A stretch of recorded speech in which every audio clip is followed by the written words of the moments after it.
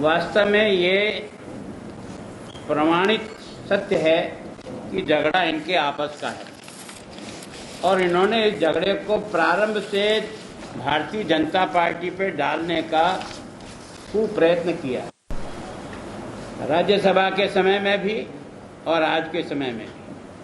आपने देखा होगा एसओजी से 2 लोगों को पकड़ा गया था और इनको भारतीय जनता पार्टी से जुड़े हुए लोग कहा गया। उनके बारे में पूछताछ भी हो गई, वो जेसी भी हो गए। एसओजी ने क्या तथ्य इकट्ठे किए इसके बारे में अगर आप कुछ आगे बढ़ना चाहते हो तो बताओ कि बीजेपी का इन्वॉल्वमेंट कहाँ है कहाँ नहीं है। तब मेरे उस क्षेत्र में अशोक सिंह जी के बारे में बताते हैं। मेतवाला बांसवाड़ा जिले के कहीं रहने वाले, मैं 40 साल से उस जिले की बैठकों में जाता हूँ। जब 12 लोगों की बैठक करता था तब भी और आज भी मैंने मेरी जिले की बैठक में कभी अशोक सिंह जी को नहीं देखा। कोई बड़ा लीडर आ जाता हो और कहीं मंच पे आ जाते हैं और फोटो खिंचा लेते हैं तो मैं नहीं कह सकता बीजेपी का इन्वॉल्वमेंट, लेकिन उसमें भी बीजेपी को रगड़ने की कोशिश की।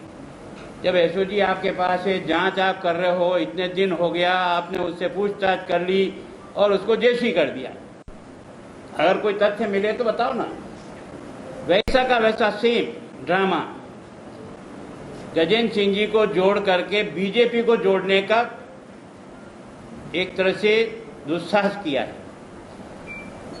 ये प्रमाणित है कि झगड़ा आपके आपस का है और इस सीमा तक चला गया कि एक दूसरे ने एक दूसरे के खिलाफ तलवारें खींच करके इतने हल्के शब्दों का प्रयोग किया जिनके साथ वर्षों तक काम किया और जिन्होंने और आप लोगों ने बड़े संगठन की दुआएं दी थी। आज वो आदमी इतना निकृष्ट हो गया तो इतने दिन तक क्या कर रहे थे? केवल और केवल स्वार्थ पे चोट पड़ती तब इस बात को करते। गजेंद्र सिंह जी के बारे में पहली बात मैं आपको कहता हूं, कोई भी आप में से कोई भी मेरा वीडियो क्लिक कर दे और आप मेरे खिलाफ केस दर्ज करा दे, संभव है? अगर कोई पुलिस डिपार्टमेंट की परमिशन के आधार पर कोई टेपिंग नहीं हो सकता, बिना होम डिपार्टमेंट की पूर्व स्वीकृति के किसी भी व्यक्ति का फोन टेपिंग नहीं हो सकता। उसके लिए अधिकृत रूप से फाइल चला करके परमिशन लेने के बाद फिर टेपिंग होता है, वो अधिकृत टेपिंग होता है। हमारी एसीबी भी जो टेपिंग करती है ना, उसके बारे में भी पहले स्वीकृति लेने के बाद आगे का काम बढ़ाती है। उसका अपना एक प्रोसीजर है। ऐसे तो रास्ते चलता कोई भी आदमी किसी के साथ में कुछ भी बात करे। और आपका जो ये मीडिया जिस ढंग से चलता है ना, मुझे किसी लड़की के साथ जोड़ करके हंसती हुई दिखा, कहते सर गुलाब जी का चरित्र तो ऐसा है।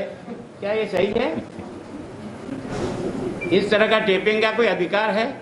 और किस अधिकार से आपने ये टेपिंग किया और जिसके बारे में और गजेंद्र सिंह जी को जोड़ने का प्रयास किया? आप में से कोई मुझे फंसाने के लिए कोई मोहनलाल मेरा कोई पुराना परिचित हो उसको खड़ा कर दे और उसे कहे तुम ये करना ये करना ये करना ये करना ये करना, मैं तुम्हारी अभी गुलाब जी से बात करा देता हूँ, जुड़ गया मैं। ये कोई सत्यता नहीं है। इस हल्केपन से अगर राजनीति चलेगी ना तो ये देश का दुर्भाग्य होगा। और इसलिए मैं उनको चुनौती देता हूं कि इस प्रकार के रिकॉर्ड का कोई ऑथेंटिक कानून नहीं है, कोई एविडेंस नहीं है। यहां तक कि अगर कोई एविडेंस के रूप में भी इसको पेश करना चाहे तो कोर्ट स्वीकार नहीं करती है। इनको सब बातें इस बारे में ध्यान में आना चाहिए कि इस प्रकार का ये जो कुछ भी आपने किया, कौन व्यक्ति है? सरकारी एजेंसी ने कोई टेपिंग किया क्या? सरकारी एजेंसी के रिकॉर्ड के आधार पर है क्या? तब तो आप कहीं बढ़ सकते हो। कोई किसी को जोड़ दे उसके आधार पर। तो ये जो है बीजेपी को इस सारी लड़ाई में जोड़ने का एक दुस्साहस मात्र है। शुरू से लेकर के इस बात को बार बार घुमा रहे हैं। झगड़ा घर का है, झगड़ा जो कुछ भी है बिखराव आपका है। और ये बात आज नहीं है। राजस्थान जिस दिन से मुख्यमंत्री का चयन हुआ और दिल्ली में जो 5 दिन तक कुश्ती चली, वो सारी राजस्थान की जनता ने देखा है। और हाउस में मैंने देखा है कि जब उप मुख्यमंत्री बोलता है तो मुख्यमंत्री चला जाता है, मुख्यमंत्री बोलता है तो उप मुख्यमंत्री सीट पे नहीं रहता है। यानी किस प्रकार के स्टेटमेंट आते हैं एक दूसरे को, ये जग जाहिर है तुम्हारी इस आपसी विवाद को, और उसके कारण से जो दशा बनी है राजस्थान की, वो आप हमारे माथे मंडने का दुस्साहस कर रहे हो। वो 2 एसओजी के पकड़े, उनका क्या हुआ? ये केस बनाया, इसमें गजेंद्र सिंह जी को आपने जोड़ने का प्रयास किया, और वो बिल्कुल ठोक करके इस बात को कह रहे हैं चाहे जिस एजेंसी से जांच करा लो। मैं सोचता हूं कि ये जो जिस प्रकार का घनौना खेल चल रहा है ना, मैं सोचता हूं अगर इस प्रकार की क्रिया चली तो लोगों का विश्वास इन राजनेताओं के इन बातों से उठ जाएगा। इसमें आप और हम सब, जिन राजनेताओं की जो कुछ भी प्रतिष्ठा है ना, वो मटिया मोट हो जाएगी। अगर सत्य है तो प्रमाणित करो, दंडित करो। घबराते काहे को है?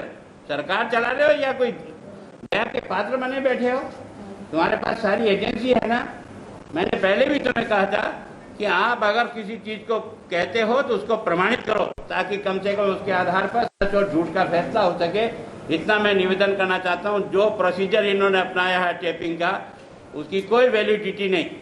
आप और मैं आपस में बात कर रहा हूं, मेरी पत्नी आपसे बात कर रही है, कोई किसी पड़ोसी से बात कर रहा है। इस टेपिंग के आधार पर आप किसी तो केस में जोड़ने का प्रयास करोगे। कोई मर्डर करके आ गया, और मर्डर करके आने के बाद अगर मान लो उसने आपसे बात कर ली, आपका मिलने वाला है, तो क्या आपको मुझे उस मर्डर से जोड़ दोगे?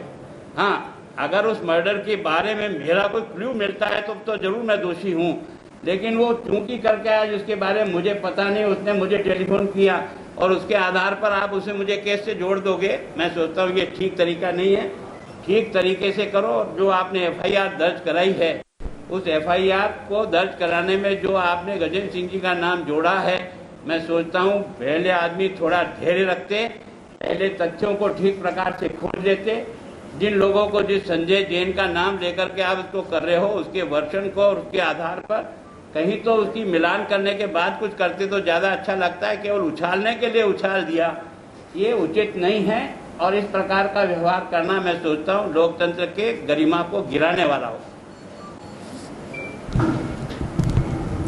वो कहेगा कि मेरे कोई 10 लोगों के फ़ोन किसी XYZ कोई भी इस प्रकार का प्रकरण है उसके बारे में जानकारी के लिए करना है, चाहे वो एसओजी हो, चाहे एसीबी हो, चाहे कुछ भी हो, वो फाइल पर पहले परमिशन लेते हैं और परमिशन के बाद वो अपने एक्टिविटीज़ को करते हैं। क्योंकि पुलिस अपराधी को ढूंढने के लिए ये सारी प्रक्रिया करनी पड़ती है। वो होता है वैलिड डॉक्यूमेंट, और उसके आधार पर चाहे व्यक्ति का टैप होता है तो वो भी अधिकृत होता है।